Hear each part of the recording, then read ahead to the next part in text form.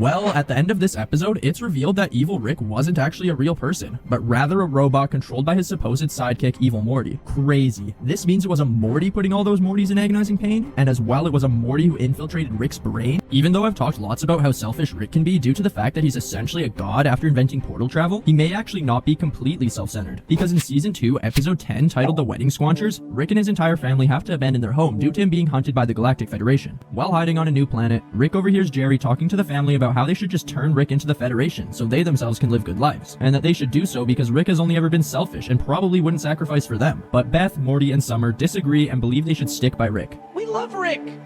For the most part. Yeah, you don't love people in hopes of a reward, Dad. You love them unconditionally. And Beth mentions how she doesn't want him to leave again, which is referring to Rick Prime originally abandoning them, as she's completely unaware that her original father actually never returned, but rather that it was Rick C-137 who's been with them. Seeing his new family's support causes Rick to finally do a selfless act, which is turning himself into the Galactic Federation so his adopted family can live good lives. Rick, I can handle it if you go, but you break Mom's heart, and I won't forgive you for that.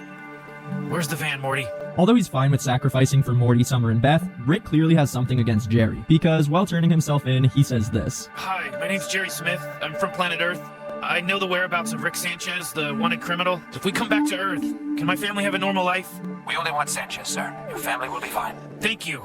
I'm Jerry Smith, and I love sucking big, sweaty boners and licking disgusting, furry testicle sacks. Honestly though, Rick's dislike for Jerry is somewhat understandable, because even after he turns himself in, while the entire family is sad about Rick doing so, Jerry seems happy. Although, soon enough, Jerry will regret this happiness and wanting to betray Rick. I mean, come on, you're wanting to betray a man whose entire life purpose involves getting revenge. So I think it would be safe to assume Rick might be completely fine with getting revenge on you, Jerry. And Rick does in fact do so. First thing that's different, no more Dad, Morty. Let me explain how. Coming back to the episode I mentioned earlier, Season 3, Episode 1, titled The Rick Shank Redemption, where Rick is being interrogated by the Galactic Federation. During the episode, Rick manages to escape interrogation and overthrow the Galactic Federation by destroying the economy. By changing a 1 to a 0. After doing so, he comes home to Beth and Jerry is mad about Rick's return, so he tells Beth to choose between him or Rick, and Beth chooses Rick over him and gets a divorce.